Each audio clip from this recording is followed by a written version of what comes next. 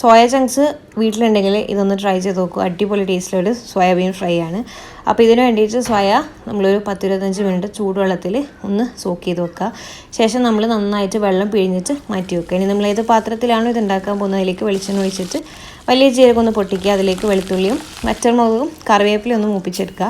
ഇനി നമ്മൾ സവാള ചേർത്തിട്ട് സവാള ഏകദേശം ട്രാൻസ്പെറൻറ്റ് ആകുന്നവരെ വഴറ്റിയെടുക്കുക. ഇനി ഇതിലേക്ക് ഇഞ്ചി ചതച്ചതിട്ടിട്ട് നന്നായിട്ടൊന്ന് മൂപ്പിച്ചെടുക്കുക. ഇനി ഇതിലേക്ക് പച്ചമുളകും തക്കാളിയും ചേർത്തിട്ട് ഒന്ന് വഴറ്റാം. ഇനി നമ്മൾ ഇതിലാവശ്യമുള്ള മുളക് പൊടിയും മല്ലിപ്പൊടിയും മഞ്ഞളും ആവശ്യത്തിനുള്ള ഉപ്പും ചേർത്തിട്ട് ഒന്ന് മസാലയുടെ പച്ചക്കുത്തൊക്കെ പോകുന്നവരെ വഴറ്റിയെടുക്കുക. ഇനി നമ്മൾ നേരത്തെ പിഴിഞ്ഞ് വെച്ച സോയയില്ലേ അത് ചേർത്തിട്ട് ഒന്ന് മിക്സ് ചെയ്തെടുക്കുക. ഇനി ഒന്ന് അടച്ച് വെച്ചിട്ട് ഒരു 10 മിനിറ്റ് വേവിച്ചതിന് ശേഷം കുറച്ച് കുരുമുളകിൻ്റെ പൊടിയും നമ്മുടെ വലിയ ജീരകത്തിൻ്റെ പൊടിയും ആവശ്യത്തിന് കുറച്ച് വെള്ളവും ചേർത്തിട്ട് നന്നായിട്ട് വേവിച്ചെടുക്കുക. സോയ വെന്ത് കഴിഞ്ഞാൽ മല്ലിച്ചപ്പിട്ട് ഡെക്കറേറ്റ് ചെയ്യാം, സെർവ് ചെയ്യാം. അപ്പോൾ എല്ലാവരും ഒന്ന് ട്രൈ ചെയ്ത് നോക്കിയിട്ട് ഫീഡ്ബാക്ക് അറിയിക്കുക.